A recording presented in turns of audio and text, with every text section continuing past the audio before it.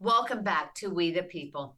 The Republican-led House has passed President Trump's sweeping tax and spending bill by the narrowest of margins, 215 to 214, with one lawmaker voting present. So basically a non-vote. This one big beautiful bill, as the president calls it, represents a significant victory for both Trump and probably more importantly, House Speaker Mike Johnson, who managed to navigate the competing demands of the GOP's various factions. And let's face it, we've seen it in the past under McCarthy, even when the election, when they were voting in Mike Johnson. It is a bunch of little cliques that sometimes don't get along. So, from my lawyerly perspective, what's fascinating is how Johnson threaded this needle. The bill extends Trump's expiring 2017 tax cuts while implementing several conservative priorities, but it requires some crucial last minute changes to secure those final votes, mostly from moderate Republicans that come from blue states. Among the key modifications, Medicaid work requirements will now be accelerated to December 2026 instead of 2029. This means able-bodied adults between the ages of 19 and 64 without children will need to document 80 hours of monthly work to maintain their coverage, which is part-time.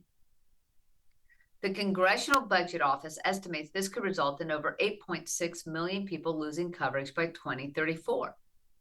For residents in high-tax states like New York and New Jersey, the SALT deduction cap has been raised to $40,000, up from the $30,000 in previous versions. This represents a significant concession to moderate Republicans from those states. The bill also accelerates the phase-out of wind and solar energy tax credits, ending them by 2028 instead of 2031, a clear win for conservatives who've long targeted these subsidies. Democrats have sharply criticized the package, arguing it takes resources from lower-income Americans to fund tax cuts for the wealthy, which is a broke record, because that's all they keep saying, although then they hypocritically say how they need to have travel in private jets and have 5 houses, and when you sell books and make millions, that's good for them. Sorry, had to do it. They pointed to CBO analysis showing the bottom 10% of households would lose resources while top 10% would gain. The bill now heads to Senate, where Republicans hold a 53 to 47 majority. President Trump has already urged senators to act quickly, posting there's no time to waste in getting the legislation to his desk. With the debt limit increase included in this package, there's a real deadline looming. The Treasury Department estimates the U.S. could run out of borrowing capacity by August. So let's break down what is in this GOP tax bill. So as we discussed, the House's narrow passage of President Trump's tax and spending bill was by a one-vote margin. But let's break down exactly what's in this sweeping legislation and what it means for American families and our economy. At its core, this bill extends the Trump-era tax cuts from 2017 that were set to expire January of next year. Without congressional action, marginal income tax rates would have increased in 2026, but this bill maintains the current structure with the top rate of 37%. Now, you may say, well, that's at the top rate. Well, guess what? That would have affected middle-class America and working-class America, as our tax rates would have jumped, say, from 21% to 24%, or from 24 to 28. For families with children, there's a temporary boost to the child tax credit, increasing from $2,000 per child to $2,500 per child from 2025 through 2028, before returning to $2,000 and being indexed to inflation thereafter. However, it's worth noting that while the credit amount increases, the refundable portion that benefits lower income households remains unchanged. The bill also delivers on several of President Trump's campaign promises, though in modified form. From 2025 through 2028, There will be tax relief for tipped employees and overtime workers, though with income limitations to prevent high earners from benefiting. And while the president promised to eliminate taxes on Social Security benefits, the bill instead provides a $4,000 addition to the standard deduction for seniors 65 and over, which phases out for higher income recipients. So one of the most contentious aspects was the state and local tax deduction cap, or SALT. Now this affects states where they have a state income tax, a county income tax, and that would be New Jersey, New York, California, I believe Pennsylvania, and some other states.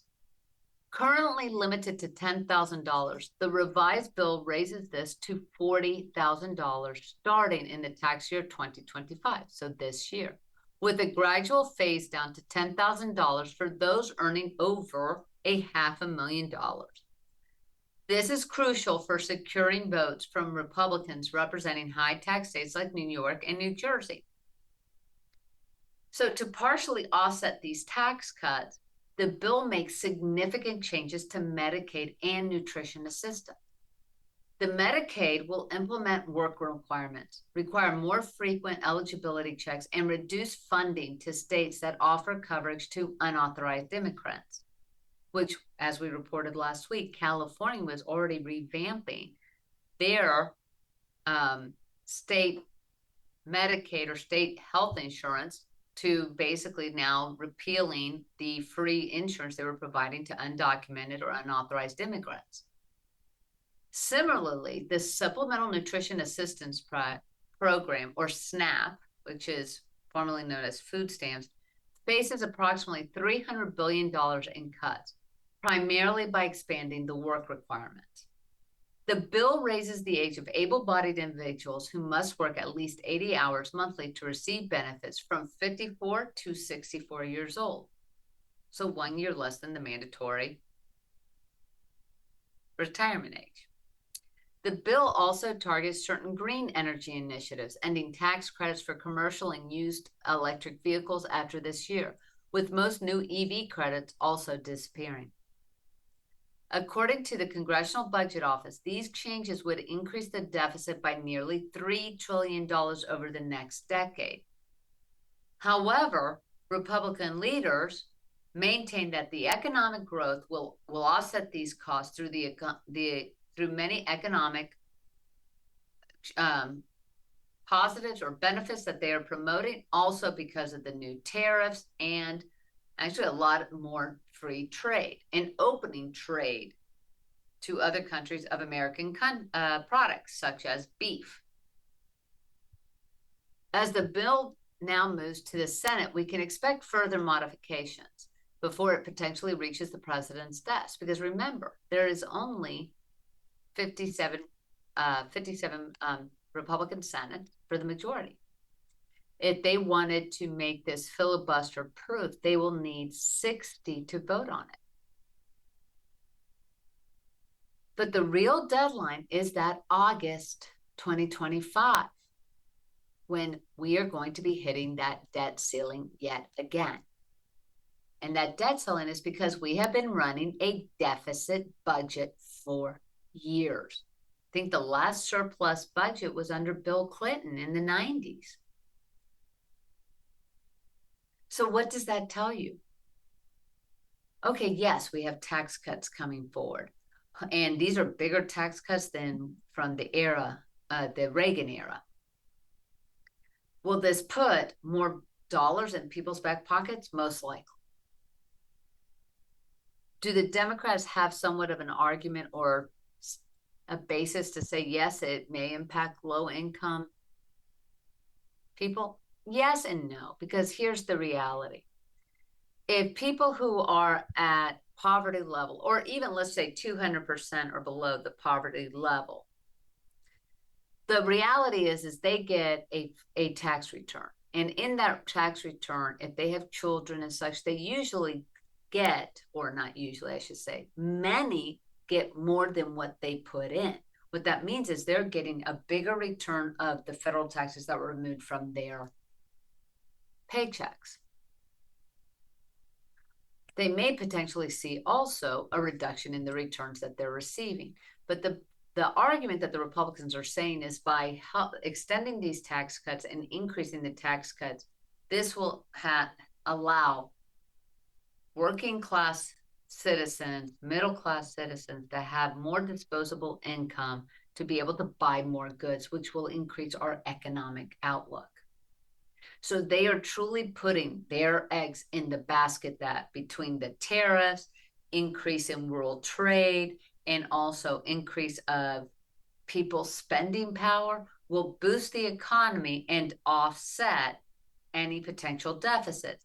Also, with the potential Medicaid cut. Now, that's going to be an interesting thing to watch because the reality, other states have also attempted to do Medicaid requirements, and it really didn't have as big of effect. But we're going to get into that more because when we return after this commercial break, we're going to take a deep dive into what many are calling the strictest Medicaid work requirements ever passed by Republicans, a critical component that helps secure the conservative support for this legislation. So stay with us and tune back right after this.